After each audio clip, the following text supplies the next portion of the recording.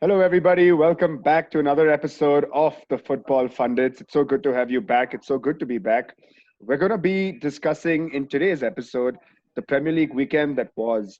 It was arguably the most anticipated Premier League weekend in many, many years, simply owing to the fact that there was no Premier League action for 3 months. And boy, what a weekend it was. And the reason why I say this is because apart from some really high profile fixtures that were lined up in the form of Tottenham, United, you had City, Arsenal, and beyond. We also saw some interesting results come through. And we'll start with the first one right away, which was Arsenal's defeat. And in any other context, I would have used the word shock, but I won't use it here. It was Arsenal's defeat to Brighton and Hove Albion. What a match it was, wasn't it, gents? With Brighton taking it in literally the last kick of the game. What do you think, Kern? What's happening with this Arsenal side? It's in complete disarray. Brighton are out on the double over Arsenal, and this is a team that didn't win, that were winless in 2020. Arsenal are just all over the place right now. The team, I think, also there's probably some curse over this team somewhere because their injury concerns are just Uh, all over the place. How often do you expect your keeper to get injured as well when you already had Xhaka injured, then you had Mari injured against City? Then Leno gets injured. Then Guendouzi goes and does something stupid towards the end of the game. You have someone like David Luiz who's getting sent off, and Arsenal just all over the place. I think the season's written off. Really, I, Arteta will probably already be looking towards the drawing board for next season. I mean, how I like I important is said, morale in all this when you go into it? While injuries is one thing, Kurt and I were talking about this yesterday. Man United played Sheffield United in 2007 in a team that didn't feature Van der Sar, Rio Ferdinand, Vidic. It didn't feature any of their top players, but they still won it 2-0. With Arsenal, Annie, do you think it's a morale issue? Do you think the players are just mentally defeated when they go into every fixture? 100%. When we did our Premier League is back video, I told you that they are already written off for me, and you said no, let's give them a chance with the restart, and that's what I meant, right? Abby, you mentioned the point right now. It's morale. Yeah. That side has been on the decline with Arsene Wenger as the manager. Wenger used to at least attract the big players, right? Look at the players coming in now. Are you telling me there's a leader on the pitch over there? No, there isn't. There isn't someone who's going to come around and be like, come on, lads, it's United. We can get them. It's Man City. We can get them. No fear. The players all play with fear. Yeah. They play with either fear or disinterest. And Arteta is a great man manager. He's learned from the best, but his job is cut out. He will take a minimum of 2 years to just fix this squad. I did not say challenge for a title. I'm saying fix this squad. If they get an FA Cup or another cup along the way in this time, it's a bonus. Take it. Look at that squad. Look at the injuries you mentioned. Who do they have? And Aubameyang is picked to leave, guys. Don't forget about that. Yeah. Lacazette is in disarray. He's in absolutely no form. Pepe is clearly weighed down by the price tag. I don't blame him. Let's not talk about his mentality. It's not fair to a player who's got a $75 million tag to perform. Right? Some do it, some don't. So, yes, Abby, morale plays a big part, and Arsenal just don't have that winning attitude. They've lost it a long time back, and I don't see it coming back anytime soon. This Sorry, is Arsenal fans. It's just the truth. I've told you last time, and I'm telling you again.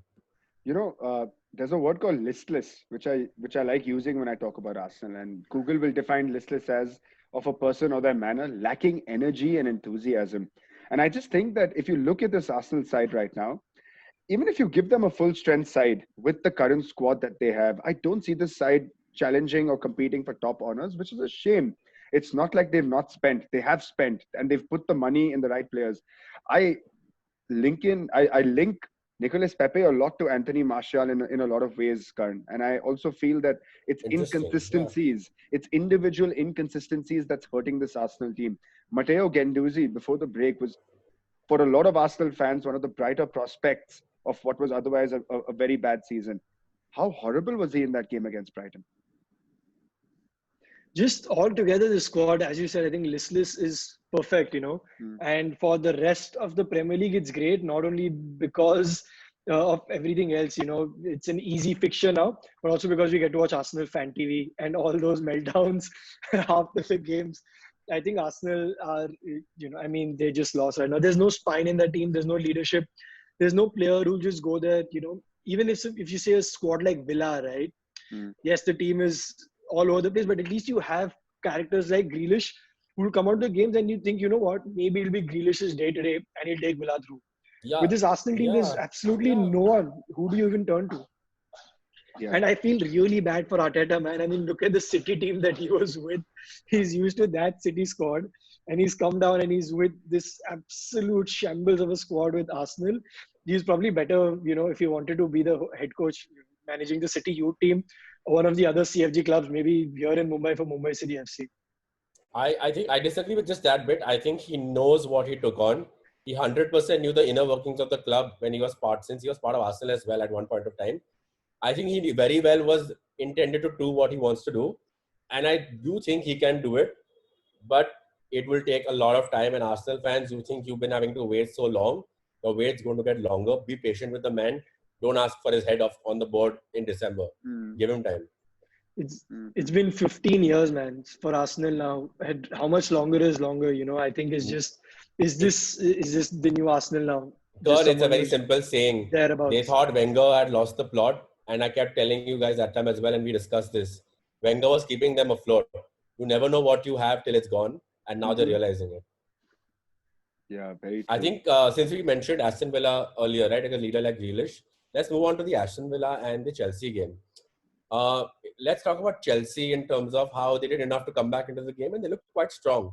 Abhishek, what did you think about Chelsea's performance in the game? Yeah, definitely. I think before this fixture and coming into reviewing the Premier League, and when we reviewed this fixture, there was this sort of there was this sort of feeling that Chelsea might not qualify for Champions League. They might sort of have a run of they might sort of have a dip of form.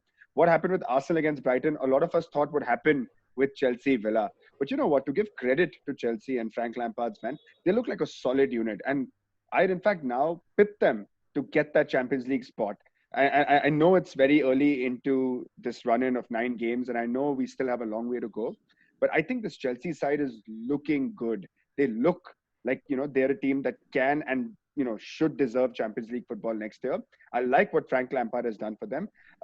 Speaking strictly about the match, I don't think there were too many talking points, so to speak. It was fairly straightforward. It was a good 3 points earned by Chelsea. And in a lot of ways, I think Villa will struggle now, not just with Norwich to sort of finish in the relegation. I think Villa will struggle. I don't think I saw enough of Grealish, McGinn, and the other ones. Even their Tanzanian striker, I forget the name, but Samata. I didn't see too much of these guys. Samata came close to scoring, but overall as a unit, almost on the other end of the spectrum compared to Chelsea.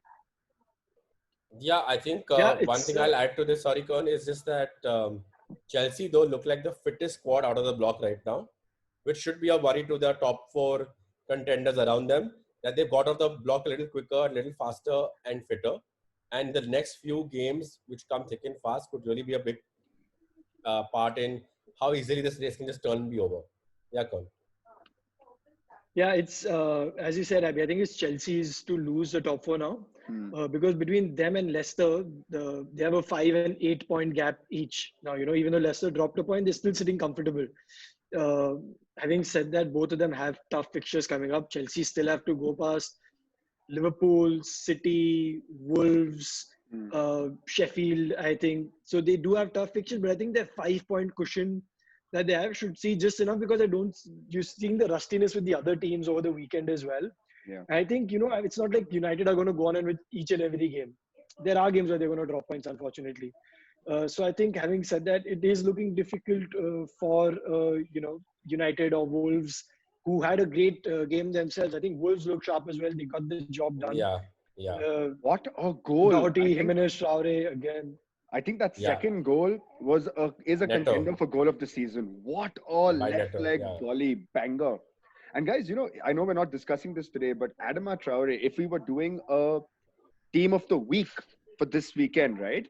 If you were going to do a Premier League team of the week, Adama Traore is my right winger for it. Both goals, look at his involvement, look at his runs, look at his crossing.